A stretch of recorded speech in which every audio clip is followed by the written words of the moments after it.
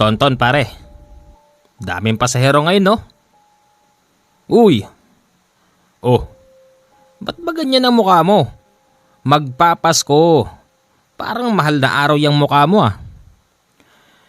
Ewan ko ba gamol, parang sa lahat ng naging biyahe natin, ito yung pinakamabigat. Talagang mabigat, tignan mo nga naman, mapupuno na tayo. Jackpot tayo niyan! Hoy, Tonton! Ibiyahin nyo na yan! Sa isang araw pa kayo makakarating sa Mindanao. Oh, ito na! Buisit talaga tong dispatcher na to, hindi makapagantay. Hayaan mo na yan. Magre-retiro lang yan. Teka, sandali lang. Oh, pare, may mahabol. Naku pare, sabihin mo, wala na, puno na. Nako, manang. Puno na ho eh. Sige na, kahit sa gitna lang. Sige na. Pwede ba, Tonton? Sige, isa lang naman eh.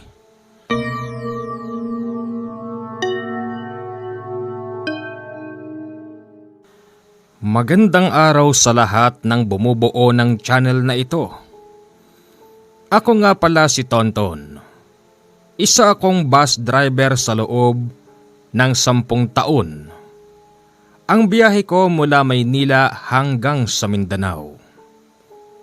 Meron akong isang biyahe na hinding-hindi ko makakalimutan sa aking buhay, na hindi ko lubos akalaing mangyayari ito sa akin. Pakinggan nyo hanggang dulo at sana'y inyong maibigan. Magpapasko noon nang pabiyahe kami mula Maynila hanggang sa Mindanao. May isang matandang babae ang humabol pa sa biyahe. Ayaw ko sanang pagbigyan dahil punong-puno na kami at lubhang ipinagbabawal yun sa sasakyan naming Roro. Pero nang nakita kong isang payat na matanda at maliit lang ang nagpupumilit sumabay sa biyahe, pinagbigyan ko na ito at sinabi ko sa aking konduktor na si Gamol na bigyan ng isang maliit na upuan sa tabi lang namin. Ay nako, salamat naman at pinagbigyan mo ko. Kailangan ko talagang makauwi sa amin bago magpasko. Oo manang, saan ho ba kayo bababa? Dyan lang sa Mindanao. Dyan lang? Dulo na ho yun eh. Basta, sige na, bumiyahe na tayo. Kita ko noon sa mata ng matanda na para bang meron itong kinatatakutan, kaya't nagpupumilit itong makaalis sa Maynila. Habang nagtitikit noon ang konduktor kong si Gamol, pakuya-kuya-kuy pa ito at papaswit-paswit habang ako'y abala sa pagmamaneho. Kayo, saan po kayo? Sa Samar po. Samar? Okay. Pinakahuling tinikitan noon ni Gamol ang isang matandang lalaki na nasa bandang dulo. Pare. Bakit pare? Jackpot tayo ngayon, no? Oo pare, talagang masasabi kong jackpot tayo. Pero katulad din ng sinabi ko kanina, sa lahat ng naging biyahe natin, parang ito yung pinakamabigat. Mabigat nga kasi nga puno tayo. Bukod pa ron pare, parang mabigat yung pakiramdam ko ngayon sa loob ng bus. Ganon? Oo pare, di ko alam kung bakit. Parang ayoko nga tanggapin tong biyahe nato eh. Pwede ba yon? Nakasampa ka na? O di sana hindi ka pumasok? Nagpaalam ka sana sa opisina. Pero hindi pwede pare. Kailangan eh. Yun na nga. Magmaneho ka na nga lang dyan. Sige pare. Halos nasa 10 oras na kaming nasa biyahe nung oras na yon, nang biglang marinig ko ang isang babaeng medyo umuungol. Nilingon ko yun. Pagtingin ko, tulog ang lahat ng nasa biyahe, maliban sa babaeng may kalakihan ang tiyan.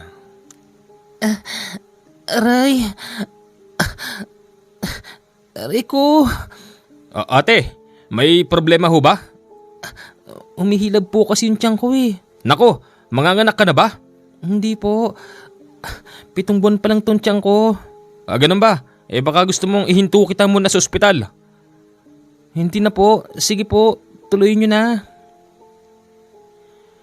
Ipinagpatuloy ko ang biyahe. Hanggang sa narinig ko na naman yung babae. Bakit po? May problema po ba? Mukhang malaki yung tiyan mo, iha. Nasaan ang irresponsableng lalaking bumuntis sa inyan? Baka kailangan mo ng kaagapay. Pwede ako dyan. Ha? Bakit nagkakaganyan yung mukha mo? Dala lang ito ng kasabikan. Ako lang naman ay nagmamagandang loob. Kung pwede lang. Ha? Hindi na po. Wag na po. Hindi ko po kailangan. Ano ba yan? Ano bang nangyayari dyan? Pare, silipin mo nga. Pare, baka nagkakatuwaan lang yung mga pasahero. Nagkakatuwaan man o hindi. Kailangan mong silipin yan. Baka mamaya may mangyari dyan eh. Yari tayo dyan. Sige. Nilapitan ito ni Gamol. Tinanong niya kung bakit gumaganon yung babae. Bakit ate? Si kuya eh. Ha? Brad, may problema ba Brad? Wala naman. Napansin ko lang kasi malaki yung tiyan ng babae. Baka kailangan niya ng kaagapay sa buhay. Kung pwede lang. Brad, baka naman kasi may asawa na si ate. Huwag mong pilitin. Okay? Sige. Kuya, pwede bang lumipat ako ron sa bandang dulo? May nakaupo ho ron eh. Kung gusto nyo, kakausapin ko na lang para magpalit kayo. Sige po. Kinausap ni Gamol yung nasa dulo. Pumayag naman yung isang babaeng nakapalitan ng buntis. Tumabi yung buntis sa isang matandang lalaking nandon sa dulo. Okay ka na dyan? Okay na po ako rito. Salamat po. Iha, Po? mabutit dito ka tumabi sa akin. Alam mo, kanina ko pa kayo pinagmamasdan ng lalaking yon. Oo nga ho, parang ang manyak. Hindi basta manyak yon. Ang lalaking yon ay may halong pagnanasa sa iyong dinadala. Po? Anong ibig niyong sabihin? Iha, alam kong nakita mo. Kada nagsasalita siya, tinutubuan siya ng balahibo sa muka. Iha, dito ka lang sa tabi ko. Siya nga pala, ako si Apolinario. Elena po. Elena po ang pangalan ko. Sige, dito ka lang.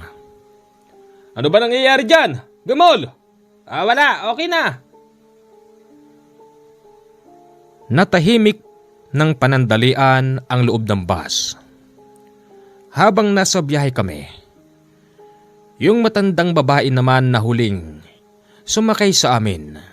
Nagsabi ito na baka pwedeng doon na lang siya sa dulo maupo. Ililipat na lang daw niya ang upuan na maliit. Baka naman pwede kasi nahihilo ako rito sa harapan. Kung pwede lang. Manang, hindi nga ho pwede. Sige na, gusto nyo bang magsuka ako rito? O Manang! Pare, sige na. Ilipat mo na nga dun yan. Ay nako, buti pa itong si mamang driver may puso. Pero si mamang konduktor mukhang walang puso. Aba Manang, pati ako ginaganyan mo. Kung pababain kita, wag naman. Sige na, doon ka na sa dulo. Tinabihan nito yung babaeng buntis at yung matandang lalaki. Nasa harap lang ng kaunti ang matandang babae. Tapos sa likod yung buntis at matandang lalaki. Mula sa aking pwesto sa harapan, dinig na dinig ko ang usapan. Ewan ko ba kung bakit ganon kalakas ang pandinig ko ng araw na yun. Iha, buntis ka pala. Opo. Nasaan yung asawa mo? Naku, wala po akong asawa. Nabuntis lang po ako ng boss ko. Isa po akong kasambahay dito sa Maynila. Ganun ba? Alam mo, kanina gusto ko nang makialam eh. Parang iba yata ginagawa sa'yo nung lalaki doon sa gitna. Opo eh. At bukod pa roon, hindi siya basta tao. O baka nga hindi siya tao. Bakit? Anong nakita mo sa kanya, tanda? Apolinario. Ako si Apolinario. At ako naman si Josefina. Ganun ba? Habang nakikipag-usap tong buntis kanina, nakikita ko kung gaano kasabik ang tao na yon sa ipinagdadala ng babaeng to. Gusto ko na nga rin sanang makialam. Habang nag-uusap sila ng ganon, yung pinag-uusapan nilang lalaki, tumayo at humawak sa bakal, tapos naglakad, papunta sa likod. Ano bang problema? Pinagtutulungan niyo ba ako, ha? Hindi naman sa ganon. Maghulos dili ka. Nandito ka sa loob ng bus. Huwag mong ipakita ang pagiging garapal mo rito. Nakakapikon kayong dalawang matanda eh. Sino ba kayo? Hoy, lumayo-layo ka sa akin, ha? Baka hindi kita matansya. Hoy, tanda. Baka hindi mo ako kilala. Hindi mo alam kung anong kaya kong gawin. Kaya kitang kainin. Aray, sumisipa yung bata sa tiyan ko. Hoy, pakiusap lang kung sino ka mang demonyo ka. Lumayo ka na rito. Mas lalong lumalakas ang usapan sa loob ng bus. Kaya't yung mga pasaherong natutulog ay napapalingon sa likod. Ako naman noon at si Gamol ay hindi namin masyadong pinapansin ang ingay dahil pagod na rin kami parehas sa biyahe. May bababa ba dyan? Walang sumasagot. Di tuloy na biyahe. Pagpasok namin sa gawin ng Bicolandia, nag-stop over muna kami dahil kailangan naming magpahinga at kumain. Sumigaw si Gamol na stop over muna ng 15 minuto. Napansin naming hindi bumaba yung buntis. Hindi bumaba ang matandang lalaki at babae. Pero yung pinag-iinitan nilang lalaki, bumaba at tumingin ito sa amin ng masama. Bakit ho?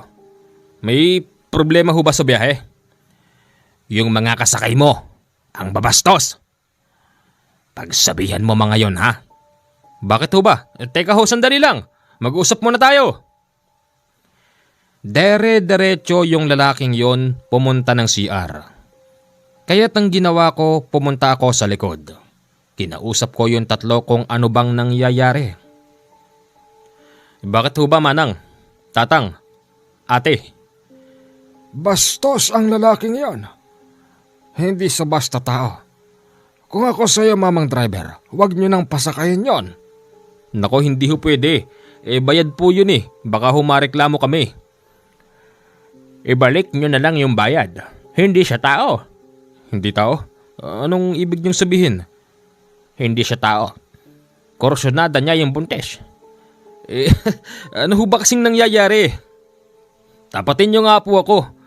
Magpapasko, ganyan ang sitwasyon. Baka mamaya ma-terminate pa kami ng kasama ko eh. Ano ho ba kasing nangyayari? Pakiusap po. Gusto mo talagang malaman? Oho, bakit ho ba? Ang lalaking yon ay aswang. Ano? Aswang? Oo, isa siyang aswang. Natatakam siya sa sinapupunan ng babaeng to. Wag mo na siyang pasakayin, pakiusap. Naku, hindi ho talaga pwede hanggat hindi ho siya bumababa. Gamol pare, saan ba bababa yung lalaki na yun? Mindanao. Kayo ho ba? Mindanao din ako eh. Kayo po, Mindanao din. Ikaw ba ate? Mindanao din po. Nako, pare-parehas palang dulo. Halos hindi na ako noon nakapagpahinga. Mabilis kasing natapos ang 5 minuto, kaya't pinasakay na ni Gamol ang mga pasahero. Nakita ko na naman. Ang lalaking yon tumayo sa tapat ng tatlo. Pinasita ko yoon kay Gamol para bumalik sa upuan niya pero para bang hindi ito nakikinig. Brad, bawal lang nakatayo. Doon ka sa upuan mo. Hoy, kinakausap ka ng konduktor. Ay, pag ganyan lang naman ang ugali mo, bumaba ka na lang. Nakakaabala ka na. Bumaba ka na. Sige na. Hindi, nagbayad ako eh. Bakit ako bababa? Brad, kung gusto mo, dito ka na lang maupo. Sige na, magpalit na lang kayo ni Manang. Yung upuan, pagpalit mga Gamol. Nilapitan yon ni Gamol. Plano niyang pagpalitin ng upuan ng matandang babae. Tapos doon na lang ipopwesto sa harapan. Pero nang tumingin yon kay Gamol, bigla siyang... Nagulat ka ba? Brad, pare, sige, dito lang siya, okay lang siya rito.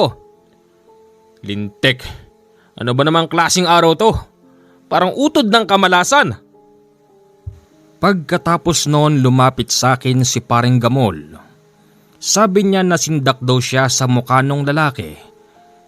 Kasi nang hawakan niya yung upuan. Tumingin daw ito sa kanya, biglang namula yung mata at tinubuan ng balahibo yung muka. Pare, kailangan na nating ibaba yung isa na yun. Bakit pare? Pare, parang hindi yata tao eh. Ano ba? Hindi ka malalayo rito? Oh, ano nangyayari dyan? Tignan mo nga pare. Paglapit doon ni paring Gamol, nakita niyang hawak-hawak ng lalaking yon ang ulo ng babaeng buntis. Tumayo yung matandang babae at sinampal yung lalaki. Walang iya ka. Pababain niyo na nga ito. Huwag kang magmalinis. Akala mo siguro hindi ko alam kung sino ka.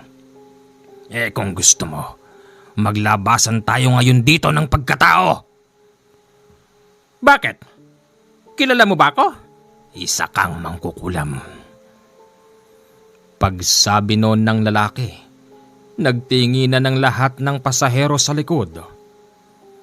Hininto ko na noon sa mabahay na bahagi. Tapos lumapit ako sa kanila at sinabi kong, O ikaw, kayong tatlo, bumaba na nga kayo. Bakit pati ako nadamay? Ako lang naman ay nagmamalasakit dito sa babae. Siya nga naman, nagmamalasakit lang kaming tatlo. Ikaw kanina pa ako sa'yo napipikon eh. Huwag mo kong hawakan, baka pagsisihan mo yan. Habang sinasabi yon ng pangit na lalaki, nakita ko rin ang sinasabi ni paring Gamol. Totoo ngang namumula yung mata niya tapos tinutubuan ito ng balahibo. Sige na mamang driver, ituloy mo na ang biyahe. Kami nang bahala rito. Sige po. Nagpatuloy kami ng biyahe. Hanggang sa nang makatawid na rin kami ng Samar. Okay naman na ang lahat. Minomonitor ni paring Gamol ang nangyayari sa likod. Pero wala naman. Hanggang sa unti-unti nang nababawasan ng aming pasahero. Pare, nababawasan na pasahero ah. O pare, sa hindi inaasahang pagkakataon, bigla na lang umulan ng napakalakas ng gabing yun. Tapos, yung mga pasahero'y natutulog. Isang pamilya siguro yung naisakay namin noon sa Manila. Kaya't paglampas namin ng Samar, nagsibaba silang lahat. Aba, isang pamilya pala yun o isang angkan? Ewan ko. Dami. Kaya pala nung tinikitan ko'y gawin na yon, iisa yung lugar na bababaan. O ilan na lang yung pasahero? Konti na lang, parang 10 na lang yata. 4 yun nasa dulo. Lahat yun siguro sa Mindanao. Yun nandito, hindi ko alam. Ang sumunod na stopover namin, lahat ng sa medyo harapan, nagsigsibabaan. Sa madaling sabi, yung nasa dulo na lang ang natira. Yung matandang lalaki at babae yung buntis, tapos yung lalaking makulit. Sinabihan ko noon si Paring Gamol na tumabi na lang doon para malaman kung ano pang susunod na mangyayari. Sa totoo lang, napakabigat ng pakiramdam ko nung oras na yun at para bang sasabog at gusto kong manita. Sa kalakasan ng ulan, bumabiyahe pa kami kahit na madilim. Pag gano'n ang sitwasyon, SOP sa amin. Naihinto muna namin sa gilid, lalo na't kapag sumasapit ang tinatawag na zero visibility. Yung tipong napakalakas ng ulan tapos wala kang makita sa biyahe. Mamang driver, napakalakas ng ulan. Baka mapano tayo? Ihinto mo muna dyan. Oo. Hininto ko muna sa gilid dahil hindi na rin kaya ng mata ko ang nakikita ko habang nasa biyahe. Hindi ko naman pinatay ang makina kasi mamamatay yung aircon at baka masuffocate pa kami pare-parehas sa loob. O pare, sitwasyon doon. Bakit di mo pa sila paghiwa-hiwalayin? Sinabihan ko na nga pare yung makulit na lalaki. Ayaw talaga. Alam mo sabi pa, kahit daw buntis yung babaeng yon, gusto niya raw itong ligawan. Ang kapal ng mukha pare. Ganun ba? Baka kahit siguro kaskasan mo ng panghasa yung mukha nun, hindi tatalab yung panghasa sa kakapalan ng mukha ng lalaki. Kuya, baka pwedeng doon ka na maupo. Ang luwag-luwag na ron eh. Hindi pwede. Dito lang ako sa tabi mo. Aakuin ko ang responsibilidad dyan sa dinadala mo. Ba't talaga nga namang makapal ang mukha mo? Bakit? Mangkukulam. Ano akala mo sa akin? Nasisindak ako sa'yo? Ha? Lumayo ka na ang baho mo! Nasusuka na sa'yo yung buntes. Umalis ka na, doon ka na sa harapan, parang awa mo na. Kapag ako napikon sa'yo, sinisiguro ko sa'yong malalaman mo kung sino ako. Bakit? Sino ka ba? Walang hiya kang aswang ka. Tinatalo mo ang isang albularyo. Ano? Ano? Albularyo ka kamo? Apolinaryo? Isa akong albularyo. Sa totoo lang, bababa ako dito sa Samar. Pero hindi ako bumaba dahil sa problemang ito. Hindi ko maatim na merong isang babaeng lalamunin ng aswang. Ganon. Meron pala akong kakampi. Isa akong mangkukulam. At ikaw naman ay aswang. Poprotektahan namin ang babaeng ito. Ganun ba? Kahit magsama-sama pa kayo. Yung babae pinakikiramdaman namin ni Paring Gamol. Hindi ito nagsasalita. Kaya pala natutulog ito ng mahimbing. Habang nakahinto kami nung oras na yon, nakita ni Paring Gamol na may mga tao pala sa gilid ng bus. Nung una hindi ko yun pinansin kasi akala ko naglilingid lang dahil sa lakas ng hangin at ulan. Pero sabi ni Paring Gamol, yung mga taong yon ay nagpapalit ng anyo. Pare, hindi ata tao mga yon! Ha? Ano? Tinignan ko sa side mirror. 4 na lalaki sa magkabilang gilid. Mapupula ang mata ng mga ito. At parabang meron silang planong pumasok. Hanggang sa nangyari na nga ang aking kinatatakutan. Kumakatok sila sa pintuan ng bus at nagpupumilit na pumasok. Wag! Wag mong bubuksan ng bus, mamang driver! Hindi tao ang mga yan! Oho. Pagbuksan mo na, sige na. Hindi mo ba naintindihan, ha? Hijack to. Hijack. Hayop ka? Anong hijack ang sinasabi mo dyan? Pare, kumuha ka ng tools doon. Bangagin mo nga sa mukha yun. Pare, akong bahala dyan sa lintik na yan. Kumuha siya ng tubo sa ilalim. Nandun lang naman yon sa upuan. Nilapitan siya ni Paring Gamol at agad na hinampas sa ulo. Natahimik ang lahat ng mangyari yon. Yung lalaki naman para bang nabangenge.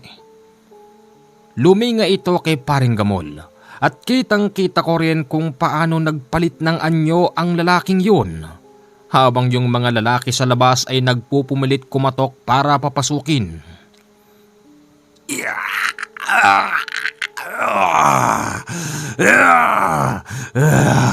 Umanda ka sa akin!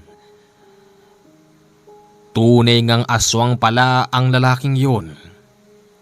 Kitang-kita na namin ang kabuuang itsura niya. Napakapangit tapos naglalabas ito ng napakabahong amoy. Yung matandang babaeng may pangalang Josepina, tumayo ito at may kinuha sa bag. Naglabas ito ng langis na kumukulo.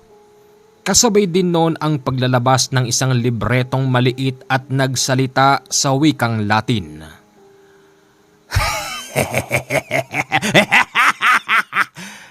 Akala mo ba, uubra sa akin ang walang kwentang Latin mo, ha? Matandang mangkukulam! Anong nangyayari? Hoy! Huwag kang tatayo. Iha, dito ka lang. Dito ka lang. Hayop kang aswang ka? Dito sa loob ng bus nagkakalat ka? Lumayas ka rito! Lahat na yata ng alam na Latin ng matandang Josepina ginawa niya.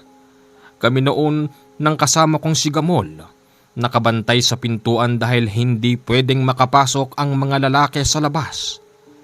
Nang hindi tumatalab ang orasyon ng matandang Josepina, nakita kong naglabas ito ng krus na pabaligtad at itinarak sa dibdib ng lalaking aswang.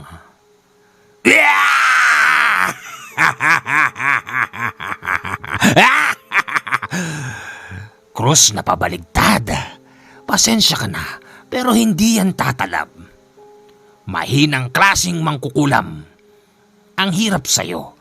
Naging mangkukulam ka pero nagbago ka pa. Nang dahil dyan, humina ang kapangyarihan mo. Sumigaw ang matandang Josepina. Sinabi nitong lalabas na raw siya pero hindi namin siya pinagbubuksan. Lalabas na ako. Parang awan nyo na. Papatayin ako ng aswang na yon. Hindi pwedeng magbukas ng pintuan. Makakapasok yung mga nasa labas. Kaya nga naman, Manang, dito ka lang. Hinarap pa rin ng matandang Josepina ang lalaki. Lumapit ito sa amin at hinawakan ang muka ng matanda. Kami noon ni Paring Gamol nang gigilid sa gilid. Dahil na rin sa matinding takot at sadyang nakakatakot talaga ang itsura ng lalaking yun. Siguro kung uso na noon ng cellphone na merong kamera baka na-picturean namin siya. Wag mo kong papatayin. Anong wag papatayin? Ha? Magmula roon hanggang dito, kinukontra mo na ako. Alam mo na isa akong aswang. Pero anong ginawa mo? Kinukontra mo ko kaya't mamamatay ka. Unti-unti ay humahaba ang dila ng lalaking yun. Tapos pumapalupot sa liig ng matandang Josepina. Hindi namin namalayan. Yung matandang lalaki naman sa likod naglakad na pala papunta sa amin. Bit-bit ang tubo na hinampas ni Paring Gamol sa lalaki. Hinampas din yon ng matanda. Kaya't bumulagta ang lalaki sa upuan ng bus. Kung hindi ka natatakot sa mangkukulam, sa akin, may kalalagyan ka sa akin.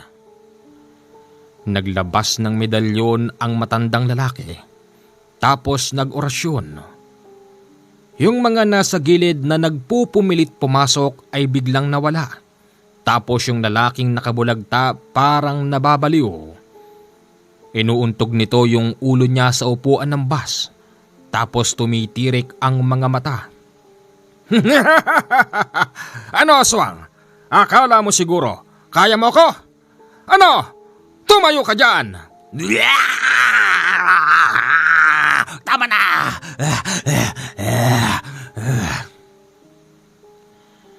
Hindi nagtagal, sinabi ng lalaking yon na lalabas na siya. Dahil sa wala na rin namang mga tao sa labas. Binuksan ko na ang pintuan kaya't mabilis siyang tumalon. Sa kalakasan ng ulan at kidlat. At kadiliman biglang nawala ang lalaking yun. Ay, mamang driver. Pasensya ka na. Aray! Oh, yung babae. Tignan mo nga pare. Sumasakit na naman daw yung tiyan ng babae. Kaya kahit zero visibility ng gabing yun, pilit ko pa ring ibiniyahe yung bus para makalayo sa lugar na yon. Ang problema, napansin namin para bang hindi kami makalabas-labas sa magubat na bahagi. Kaya't sinabi noon ng matandang lalaki, nabagalan lang yung takbo o kaya na may ihinto na lang sa gilid dahil siya raw ay mag-oorasyon. Mag-oorasyon ka? Oo, Para saan? mukhang nililigaw na tayo. Tulungan mo kaya ako, Josepina? Aba hindi pwede. Magkokontrahan ng orasyon nating dalawa. Sige, ihinto mo muna dyan. Hininto ko noon sa gilid. Hinahanap ko si Paring Gamol. Nandun pala ito sa bandang dulo at inaalalayan yung babae. Pare, ayos ka lang ba dyan? Okay lang ako dito pare. Alalayan ko lang tong buntis. O sige pare, ikaw bahala dyan ha. Nag-orasyon na naman ang matandang lalaki. Hindi nagtagal. Sinabi niya sa akin na mag-iingat ako sa biyahe dahil meron daw siyang nararamdaman.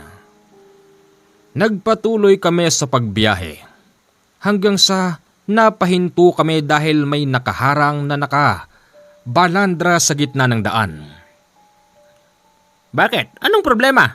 Manang, may nakaharang na sanga ng puno.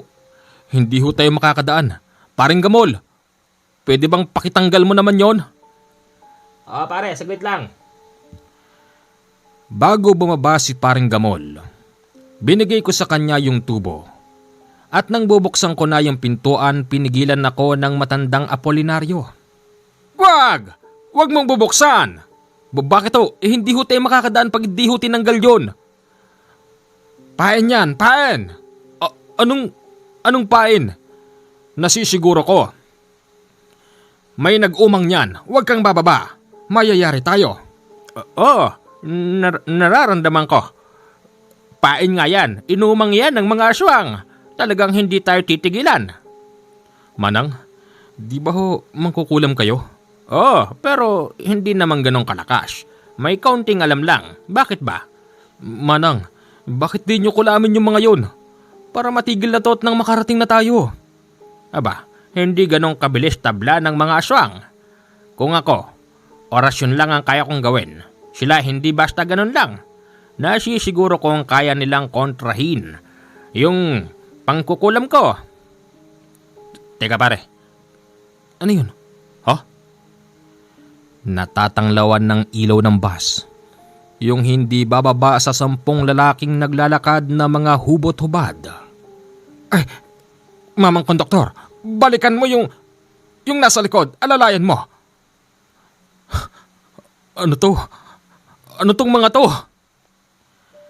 Hubot-hubad silang lahat, Commander. As in lahat. Walang saplot. Nakita ko rin na unti-unting nagpapalit ng anyong mga yon. Ayoko namang patayin ng ilaw ng bus para makita namin ang susunod na mangyayari.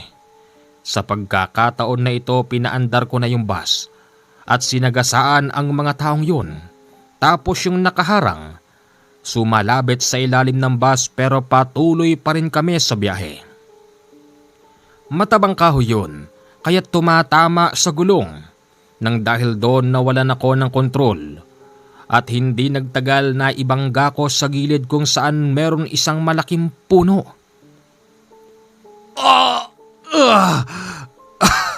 Okay lang ba kayo? Okay lang ako. Okay lang ako. Huwag mong bubuksan. Huwag mong bubuksan, pakiusap. Pero basag na ho yung ibang bahagi ng bus, baka makapasok sila. Kailangan ho natin makalis dito. Gamol! Aray! Ayos ka lang. Pare. Okay naman ako. Safe naman yung pera. Yung babae, hindi nagising. Pinagtulungan namin ni Gamol bitbitin yung babae. Tapos, nakikiramdam kami sa gilid kung meron bang magpapakita sa amin. Wala. Palagay ko namatay iba dahil nasa gasaan. Tara, bumaba tayo. Taga rito lang ako sa lugar na ito. Sumama kayo sa akin. Madali kayo.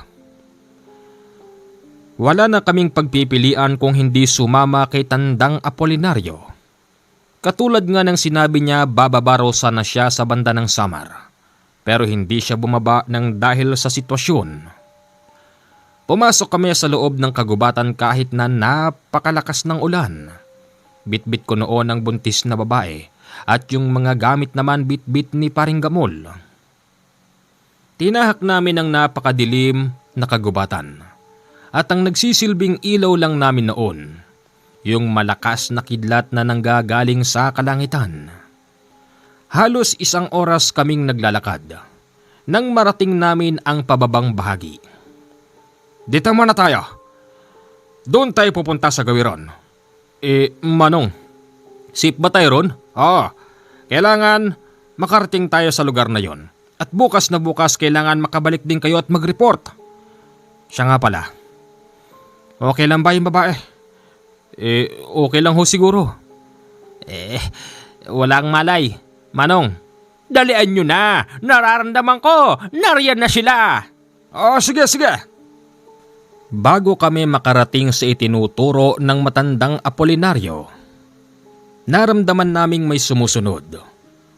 Kaya ang ginawa ng matandang Josepina, nag-orasyon na naman ito. Sabi niya bilang isang mangkukulam, gagawin niyang lahat para kulamin ng mga yun, kahit hindi sila basta tinatalaban. Ako nung oras na yon, hirap na ako sa pagbibitbit sa babaeng walang malay. Ayun na sila, Tonton! Hindi sila makakalapit dito. Nasisiguro ko yan. Mabuti na lang. May sumalubong sa amin na isang grupo ng mga lalaki na nung unay pinaghihinalaang ko rin ng mga aswang.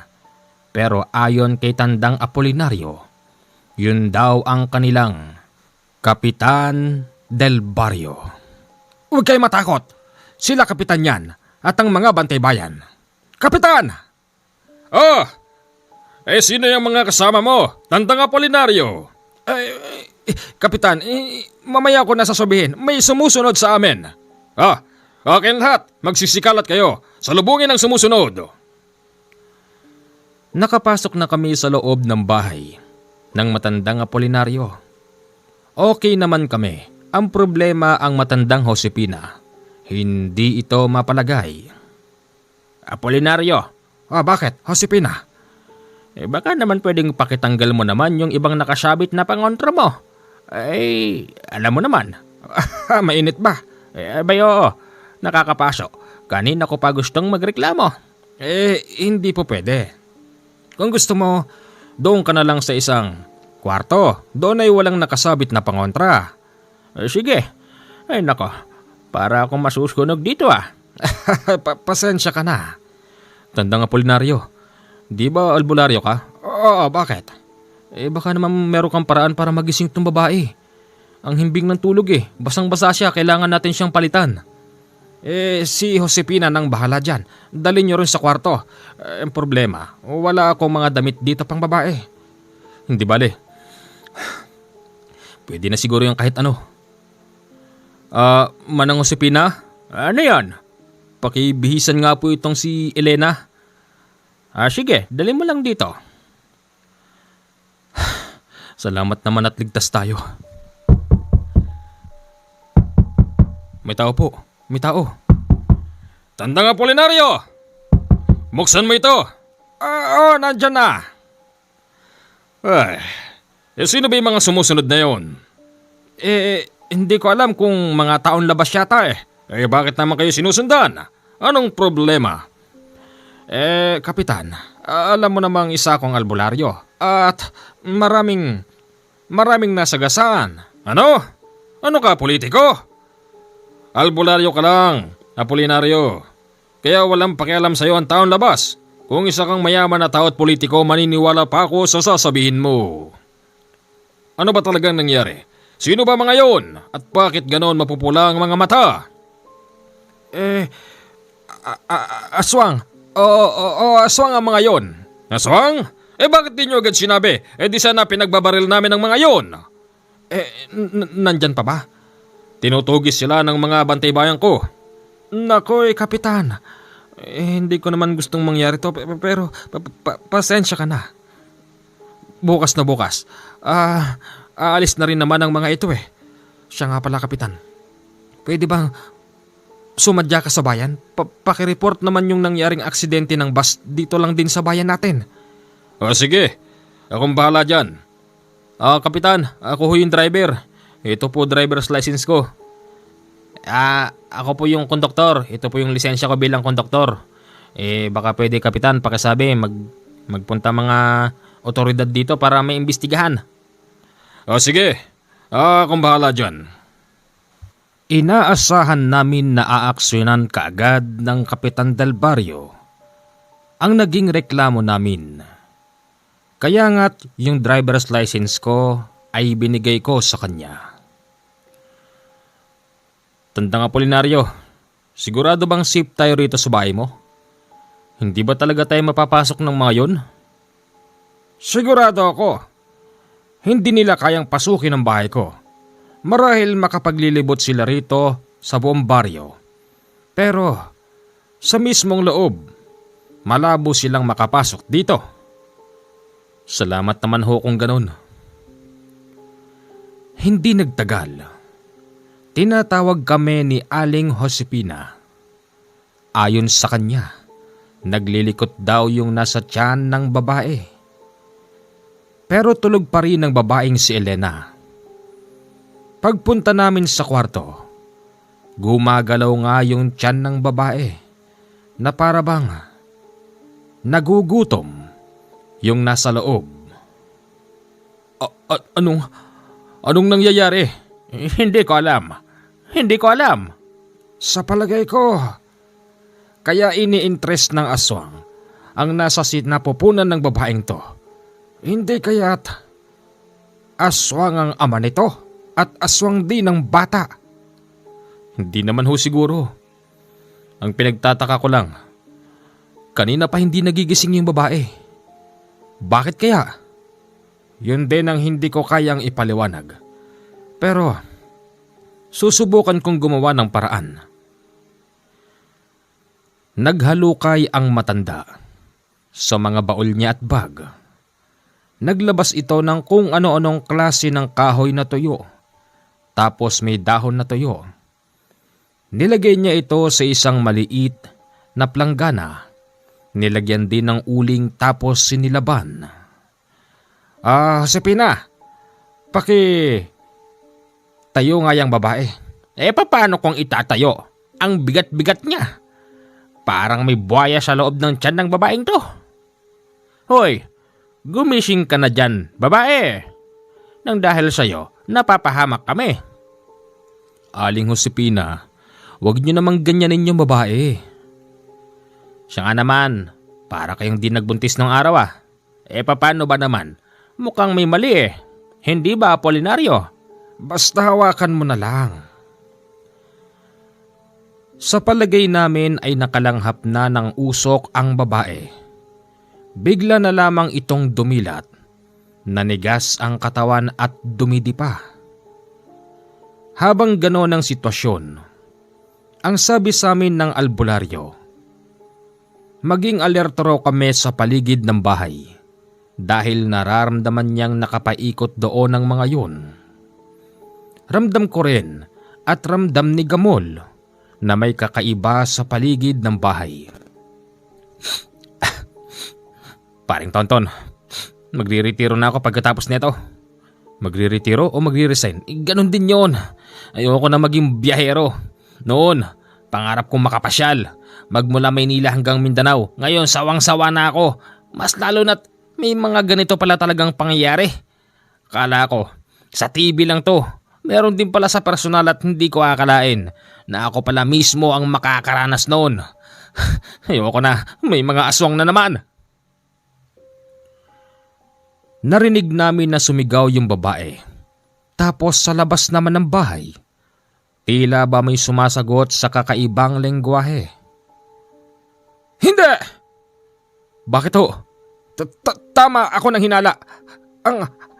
Ang babaeng ito, Ang babaeng ito, binuntis ng aswang at ang nasa sinapupunan niya ay isa ring batang aswang. Kung ganon, kailangan natin patayin yan. At paano natin gagawin yon? Akong bahala. Nang malaman ng matandang Josepina ang nangyayari, alam na raw niya ang gagawin. Naglabas ito ng maliit na boteng kumukulo, tapos pilit na pinainom sa babae. Biglang nawala yung gumagalaw sa tiyan niya, tapos yung babae ay sumuka ng dugo. Hindi lang dugo ang sinuka nito. Meron ding parang mga hilaw na laman. Laman na hindi galing sa kung anong klase ng hayop. Yan! Sige, isuka mo! Isuka mo ang katawan ng batang nasa sinapupunan mo. Sa madaling sabi, isinusuka na ni Elena yung parte ng laman ng batang nasa sinapupunan nito. Kung tutuusin, nakakatakot gawin yon. Kasi isipin nyo, katawan ng batang pinapalaglag at naglalagas na laman ang isinusuka ng babae. Sa mga oras na yon, nagkontrahan sila ni matandang Apolinario. Bakit daw kailangan padaanin sa bunganga ng babae? Ayon naman sa matandang Josepina, mas mabisa yon. Sige, isuka mo! Isuka mo ang aswang sa iyong sinapupunan! Habang gano'n ang sitwasyon, mas lalong umiingay ang ingay sa labas. Meron pa ngang kumakamot sa dingding, may nangyuyugyog sa taas ng bubong, at may kumakatok, at may nagsasalita sa wikang hindi namin maintindihan. Hindi nagtagal, may nakapasok na yata kasi narinig naming bumukas ang pintuan sa likod. Gamol, tignan mo nga yun! Tonton? Oh, bakit? Tonton, tignan mo yun! Ha? Manong Apolinario, may nakapasok po! Ano? Paano? Hoy, paano ka nakapasok dito? Lumabas ka! Pakialamero, humanda kayo sa akin. Kukunin ko ang bata. Huli na ang lahat. Patay na ang bata sa sinapupunan ng babae. Naisuka na niya ang mga parte ng laman ng batang ito. Ganon? Pues, kayo ang mananagot. Bago kami salakayin ng nakakatakot na lalaki, ipinaliwanag nito sa amin. Yun daw babae na yon ay dati niyang kasintahan na pilit tumatakas sa lugar niya. Hindi naman siya agad nakilala ng babae habang sila'y nasa bus dahil nagpapalit-palit ito ng anyo. Nagiging kulubot na maitim na lalaking payat na mahabang buhok na luwa ang mata. Ayon, pinatay mo ang anak ko. Ginagawa ko lang ang lahat para bumalik sa sakin. Mga pakialamero, mamamatay kayo ngayon. Tandaan nyo yan. Hindi kami kasama dyan. Kasama kayong dalawa. Dahil sa mas malapit sa kanya si Paring Gamol, agad niya itong dinakma sa dibdib. Hinagis niya ito sa bintana kaya't nasira yung bintana dahilan na rin ng pagpasok ng iba pang mga kasama nun. Napuno ang bahay ng matandang Apolinario ng purong nakakatakot na lalaki. Pinagmalaki pa ng matanda na maraming pangontra sa kanyang bahay, kaya't paano raw silang nakakapasok. Ayon naman sa mga lalaking yun, mahinang pangontra lang ang nakasabit at hindi sila basta tatalaban.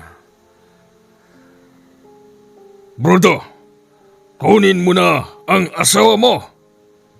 Sige, pero patayin nyo muna sila.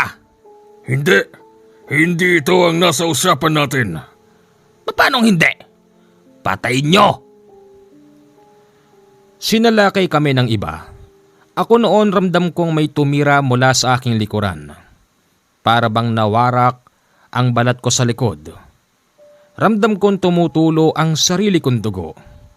Habang ang matandang Apolinario at Josefina parehas lang nasa loob ng kwarto at nag-oorasyon. At nung pare-parehas na kaming sugatan, narinig namin ang boses ni Kapitan. Hoy! Sino kayong mga nandyan sa loob? Magsigsilabas kayo rito!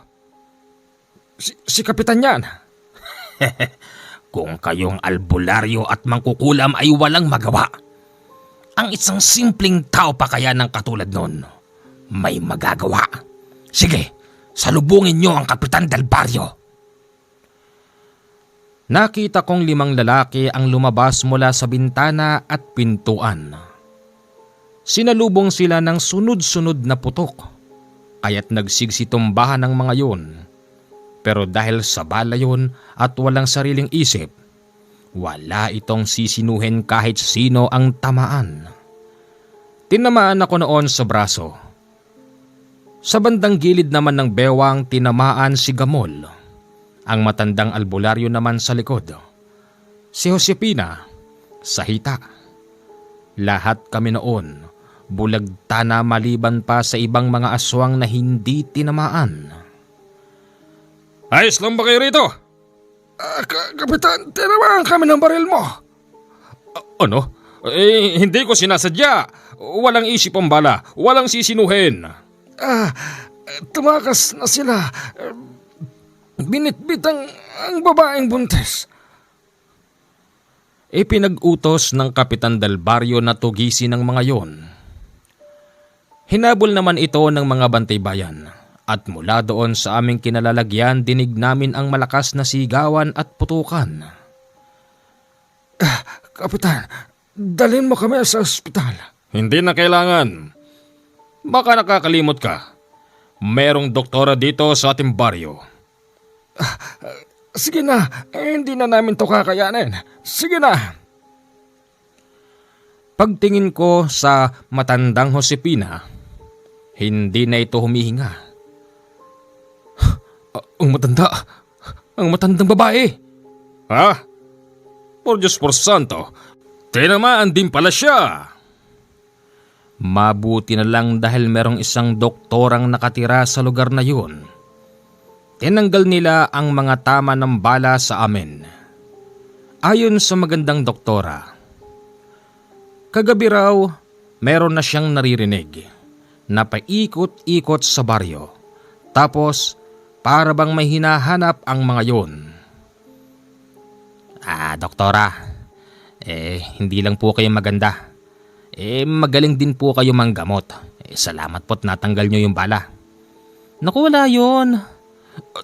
Doktora, meron po kaming pera dito. Pero ito po yung mga pamasahe ng tao. Hindi po namin to pwedeng galawin. Okay lang, libre yan. Huwag nyo nang isipin yung pera ng kumpanya.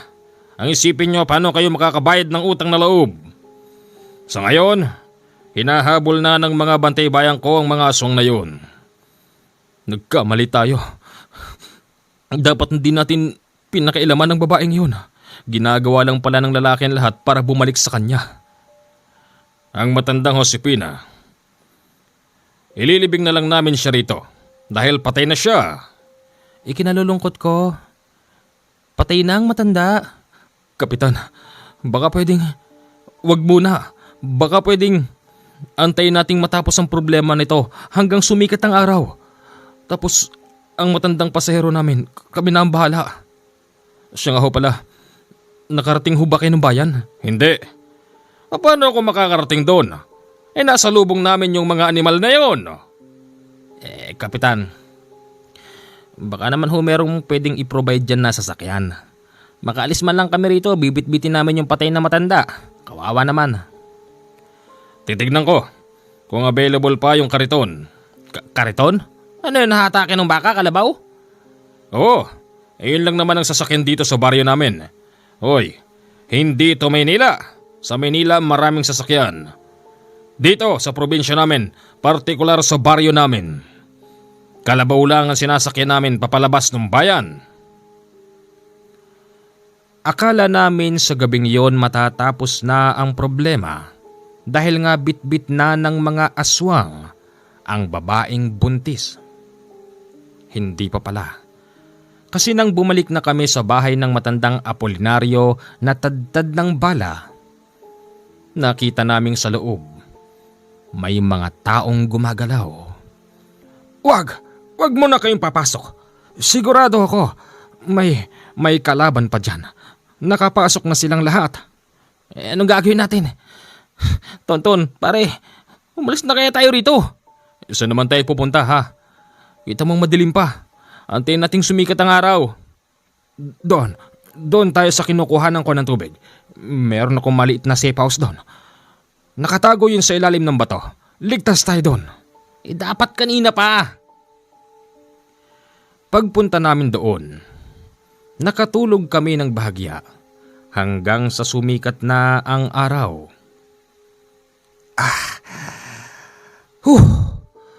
Buti naman di tayo inabot dito ng mga yun. Paano tayo kakain ngayon? Sumasakit yung sugat ko eh. Huwag kayong mag-alala. Makakalis din kayo rito. Tara na.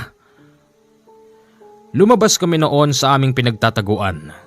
Laking gulat namin. Naroroon sila kapitan at ang mas masakit pa ron, ayon sa kanya may natagpuan na 3 lalaking patay. Ha? Sinong pumatay, kapitan? Malamang! Di yung mga bisitang kagaya nyo. Kasalanan mo to, tandang Apolinario. Hindi ka dapat nagdadala ng ganyang bisita rito. Ayan! May namatay tuloy. Kahina-hinala ang pagkamatay. Wakwakan tiyan, wala ng laman loob at wala ring mga mata. Kapitan, ano namang kinasabit ko dyan? Kinasabit? Sabit ka talaga dyan. Nang dahil sa mga bisita mo, pineste tuloy ng aswang ang baryo natin. Ganun ba? Oo. Ikaw. Inuutusan ko kayo. Lisanin nyo na ang baryo namin. Dahil kapag hindi nyo yan ginawa, ako mismong gagawa ng paraan para itaboy kayo rito. Kapitan, yun naman ho talaga plano namin eh. Alis na ho talaga kami. Inaantay lang namin sumikat ang araw. Mabuti pa nga! Lumayas na kayo! Alis! Pati ikaw! Susunugin namin yung bahay mo. Kapitan, para namang binabaliwala nyo na lang yung mga magandang nagawa ko rito sa ating baryo. Wala akong pakialam. Ang isang malaking kabutihang ginawa mo, kayang burahin ng isang maliit na pagkakamali. Pero ang pagkakamaling ito, hindi maliit. Malaki dahil merong namatay. Umalis ka na, bago ka pasisihin ng mga mahal nila sa buhay. Karen! Apo. Paika-ika kaming umalis sa lugar na yon. At ang katawan ng matandang Josepina hindi namin kayang bitbitin. Wala kasi kami noon sinakyan na kariton, kaya't nilibing na lang nila ito sa libingan sa baryo na yon. Hirap na hirap kaming umakyat kasi doon sa mataas na bahagi kung saan na aksidente ang bus namin, doon kami pupunta. Sa kabutihang palad, narating naman namin yon. Ang problema, wala na roon yung bus. Teka, Gamol! Yung bus natin! Ewan ko. Baka hinatak na ng mga otoridad. Pakulintik. Patay tayo dyan. Baka sabihin lumabas na ano ba yon? Yung pera, ninakaw natin tapos binangga yung bus. Yari tayo ngayon dyan. Di naman siguro. Sabihin natin yung totoo. Magantay tayo ng darating na bagong bus. Inantay namin yung dumating na bus. Tiyempo, nakakumpanya namin yon. Pinasakay kami ng driver dahil nakilala niya ang aming kasuotan. Ikinuwento namin sa kanila ng pabulong ang nangyari. Ayon sa kapwa ko driver, lumaganap daw agad ang balitang ninakaw namin ang pera. Tapos sadyang ibinangga yung bus.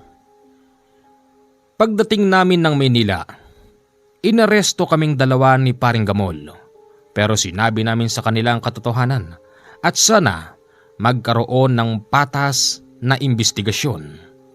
Ipinakita rin namin sa kanila na meron kaming tama ng bala at sinabi rin sa kanila ang eksaktong lugar kung saan kami nagtago. Pansamantalang kalayaan? Ano tong nangyayari sa atin, paring Gamol? Importante na kalaya tayo. Di ba? Sinuli naman natin ng buo yung pera. Di ba? Pero kahit na, dapat merong patas na imbestigasyon sa mga katulad nating walang-wala. Sana nga. Isang linggo ang lumipas, Commander, habang kami ay nasa kanya-kanya naming bahay sa squatter area. Nakalimutan ko na ang naging problema sa nakaraan. Akala ko okay na ang lahat. Pero isang gabi, habang natutulog ang buntis kong asawa, bigla niya akong ginising. Uy, Tonton! Oh, ano ba? Tonton, may tao. Tao lang naman yun eh. Yung tao ay yun oh. Ha? Sino ka? Bakit? Nakasampay ka dyan sa bintana.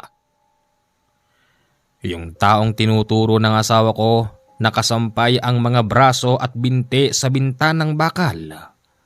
Kitang-kita ko rin ang mukha niya dahil naiilawan ito.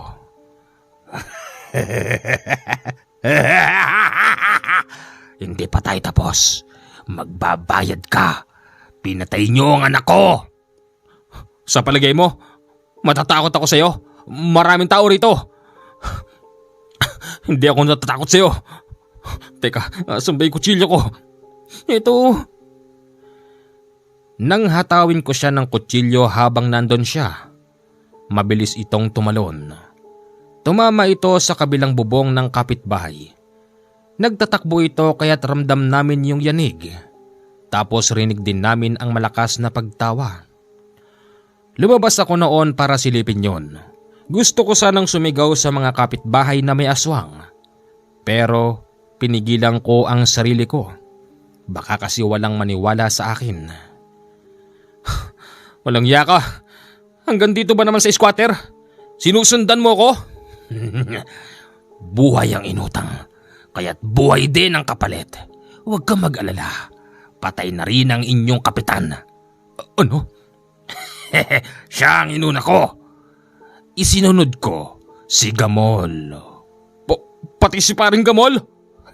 At ikaw na ang pinakahuli. Hindi. Sabihin mo hindi yan totoo. Totoo. Akala ko walang nakakakita sa akin habang nagsasalita ako sa labas. Nakita ko yung kapitbahay kong lasing ay nagising at nakasilip ito sa pintuan nila. Lumapit siya sa akin tapos may hawak na pantaga. Naabala ko raw yung tulog niya kaya't hinalipaw niya ako ng ilang beses. Oh! Teka! Ano bang problema mo? Anong problema? Gabing-gabi na. Nag-iingay ka pa dyan sa tapat ng bahay ko. Kaya humanda ka. Kapag tinamaan kita nito, mamamatay ka. Teka, hindi mo ako naintindihan. Maraming beses akong hinataw ng kapitbahay kong lasing. Pero natigil din siya nang makita niya yung itinuturo ko. Oh, ibon? Hindi yan ibon pare. Aswang yan. Ha? Hoy, at nagsuot ka pa ng ganyang costume. Bumaba ka rito. Kung talagang aswang ka. Patayin mo na ang kapitbahay mo. Patayin mo na siya. Masama siyang tao. Ha? Huwag mo kong utosan. Meron akong sariling isip.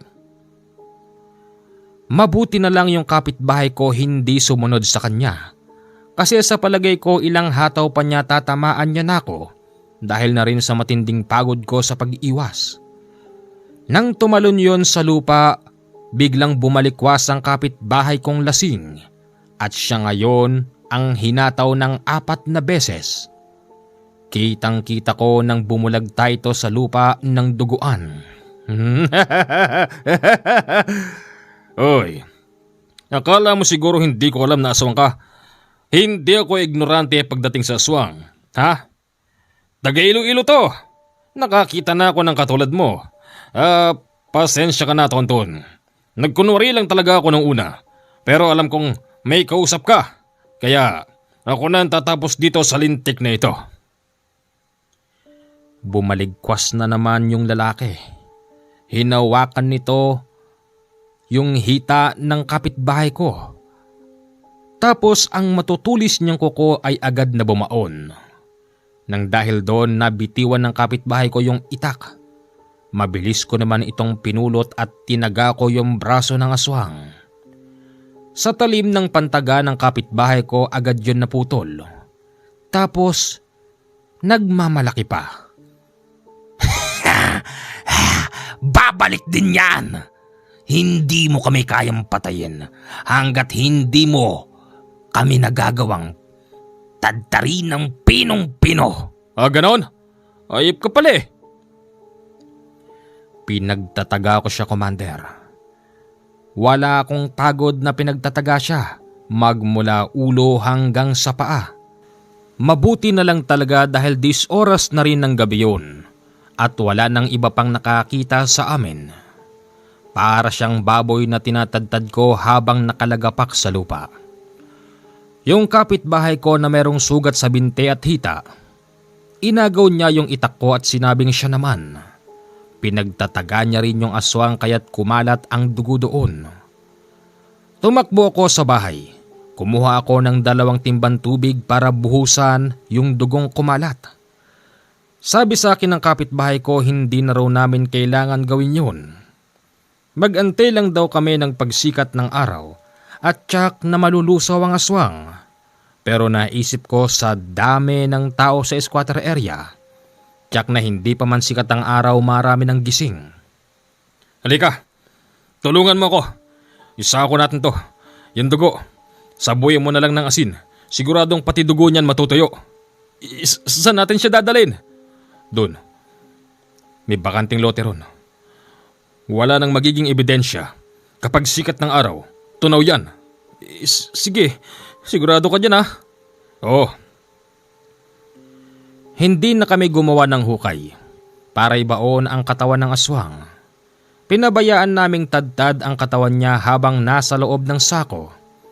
At nang pagsikat ng araw, mga 1 oras lang ang lumipas binalikan namin yon ng kapitbahay ko. Totoo nga ang sinabi niya. Naging abo yung aswang. Imposibleng patay na si Paring Gamol. Teka, pupunta muna ako ron. Sumamang pilit sa akin yung asawa ko nang dahil sa trauma. Nang puntahan ko si Paring Gamol dyan sa gawin ng Las Piñas, inabutan ko pa ang burol niya. Nakita ko yung itsura niyang parang pinahirapan.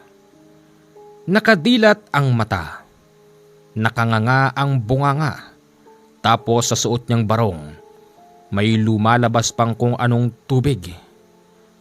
Ayon sa kanyang asawa, nakita na lang daw si Gamol na nakabulagta sa likod ng bahay.